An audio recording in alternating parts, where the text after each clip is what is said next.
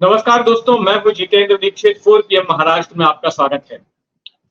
जैसे जैसे चुनाव नजदीक आते हैं, राजनीतिक पार्टियों को तलाश होती है मुद्दों की, ऐसे मुद्दों की जिससे कि वो लोगों के साथ जुड़ सकें, अपनी विरोधी पार्टियों को कटघरे में खड़ा कर सकें, उनकी घेरेबंदी कर सकें।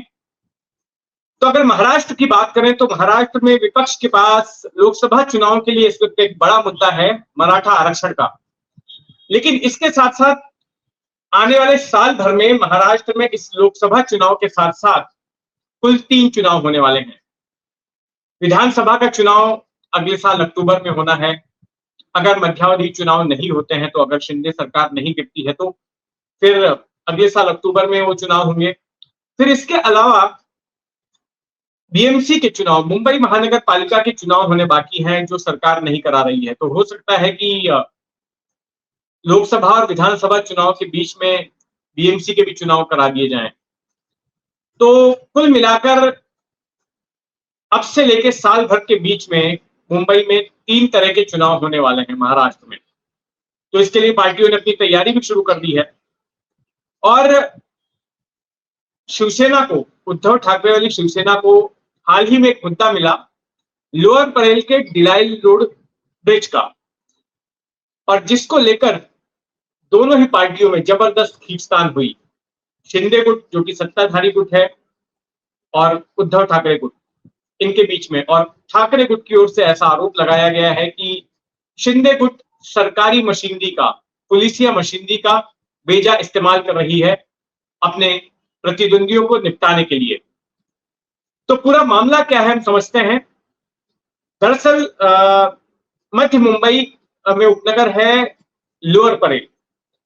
लोअर परेल में एक बड़ा पुल है, डिलायल रोड, जो कि रेल पटरी को पूर्व से पश्चिम की तरफ कनेक्ट करता है।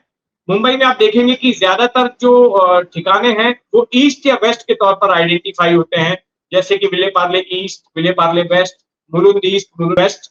तो जो रेल पटरियां हैं उन्हीं के मुताबिक जो है मुंबई शहर में एड्रेस तय होते हैं।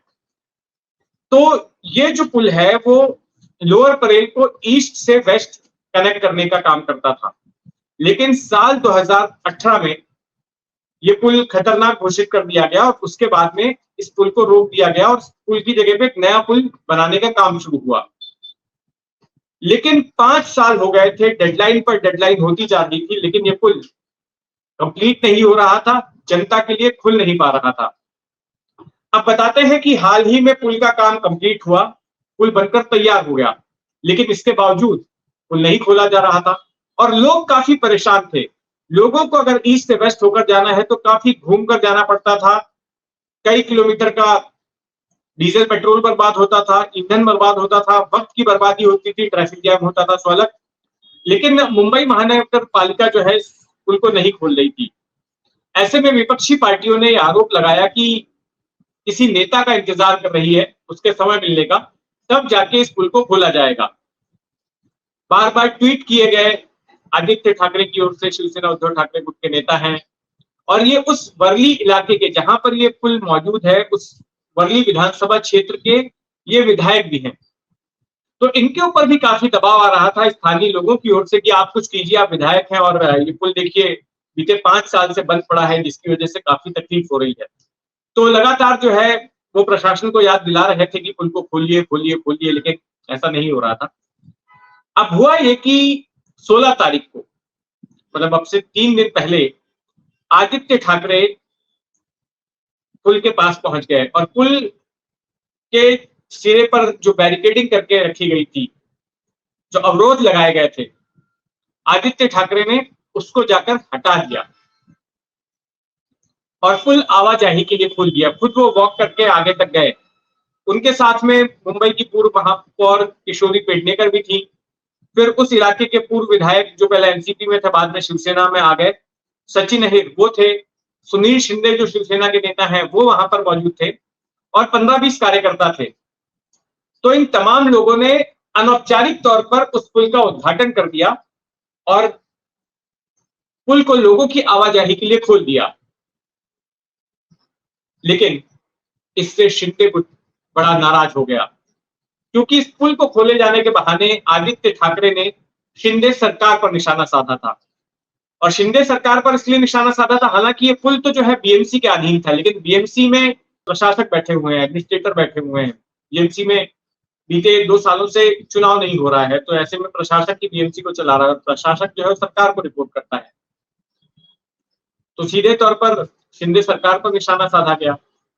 तो इसके बाद हुआ ये कि बीएमसी ने पुलिस के पास जाकर एफआईआर दर्ज करा दी आदित्य ठाकरे और उनके साथ जो बाकी के लोग आए थे उनके खिलाफ, ये कहते हुए कि पुल का काम तो अभी पूरा ही नहीं हुआ था, पुल का कुछ काम बाकी था, जैसे कि पुल पर साइन बोर्ड वगैरह सेफ्टी के लिए लगाए जाने थे, वो नहीं लगाए गए।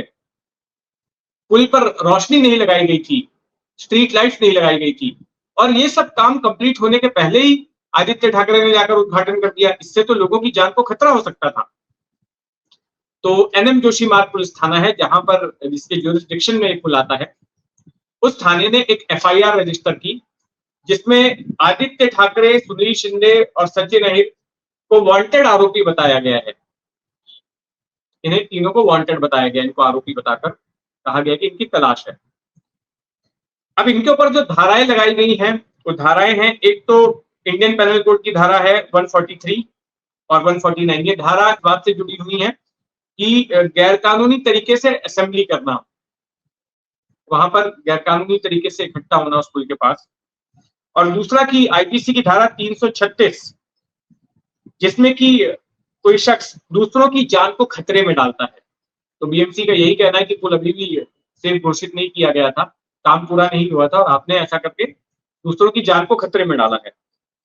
फिर इसके बाद में धारा 447 447 क्रिमिनल ट्रेसपास की धारा लगाई गई है। तो इस तरह की धाराओं के तहत आदित्य ठाकरे को आरोपी बना लिया गया है। अब इस पर राजनीति भी शुरू हो गई है। आदित्य ठाकरे की ओर से आनंद दुबे, जो कि प्रवक्ता है उद्धव ठाकरे वाली शिवसेना के, उन्होंने एक बयान जारी किया और कहा कि जो है जिस तरह से ये कार्रवाई की गई है वो गलत है और जल्द ही समय बदलने वाला है। उनका कहने का मतलब था सत्ता बदलने वाली है, तो ऐसे में जिस तरह की हरकत बीएमसी की ओर से की गई है उसका उन्हें खामियाजा भुगतना पड़ेगा।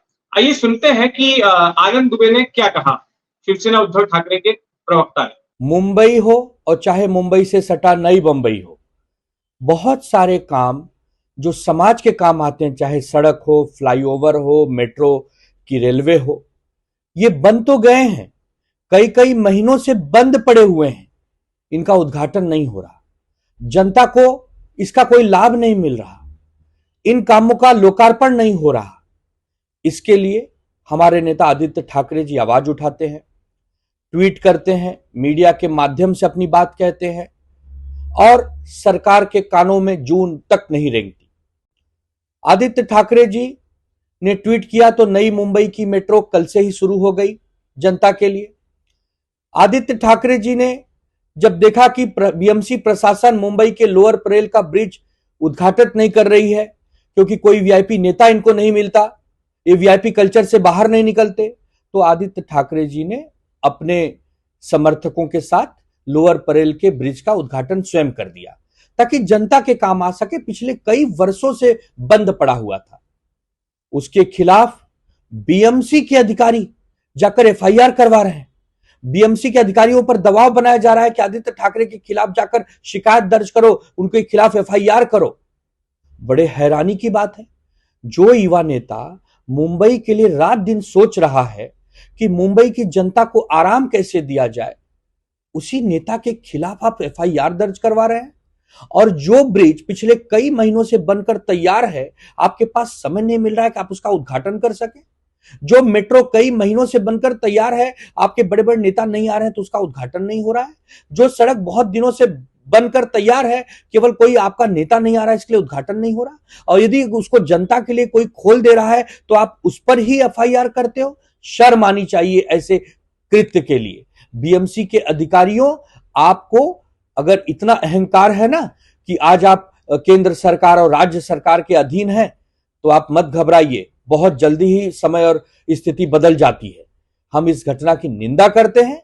अच्छा, आनंद दुबे के इस बयान के आने के बाद में शिवसेना शिंदे गुट की तरफ से भी उनके प्रवक्ता हैं कृष्णा हेगड़े, उनका भी बयान आया और उन्होंने कहा कि ये आदित्य ठाकरे की स्टंटबाजी थी और उन्होंने याद दिलाया कि एक और बार उसी दिन जो है शाम को शिवाजी पार्क में भी उद्धव ठाकरे गुट और शिंदे गुट के शिवसैनिकों के बीच भिड़ंत हुई थी जब एकनाथ शिंदे वहां पर पहुंचे थे।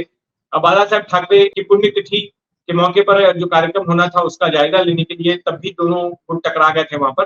तो कहा कि ये सब स्टंटबाजी की जा रही है और अगर ये इस पुल पर कोई दुर्घटना हो जाती, क्योंकि पुल पूरी तरह से सेफ घोषित नहीं किया गया था, अगर पुल पर कोई दुर्घटना हो जाती तो इसके लिए फिर ठाकरे गुट जिम्मेदार होता। सुनिए क्या कहा कृष्णा हेगड़े। उबटा गढ़ के कुछ नेताओं ने और कुछ कार्यकर्ताओं ने 2 दिन में 2 बार स्टंटबाजी करने की कोशिश की। एक बार सामान्य हिंदू हृदय सम्राट बाला साहेब ठाकरे जी के स्मृति दिन पर और दूसरा डिलायल ब्रिज जो अभी तक पूरा नहीं हुआ उसका इलीगल ओपनिंग कर अगर डिलायल ब्रिज में कोई दुर्घटना घटता है या किसी की जान जाती है तो ये लोग जवाबदार होंगे। ऐसे सब स्टंटबाजी से मुंबई कर त्रस्त है, उनको काम चाहिए। हमारी गवर्नमेंट लोगों के लिए काम कर रही है और ऐसे जो लोग स्टंटबाजी करते हैं उनको मुंबई में कोई प्रतिसाद या कोई सपोर्ट नहीं मिल रहा है। तो देखा आपने कि किस तरह से वार पलटवार हो रहे हैं मुंबई में एक पुल को लेकर। लेकिन ये सिर्फ एक शुरुआत है, जैसे जैसे चुनाव नजदीक आएंगे, चुनाव की तारीखों का ऐलान होगा, वैसे वैसे महाराष्ट्र की राजनीति में और भी आतिशबाजी देखने मिलेगी और उस पर हमारी नजर बनी रहेगी। आप भी अपनी नजर बनाए रखें 4 PM महाराष्ट्र पर। धन्यवाद।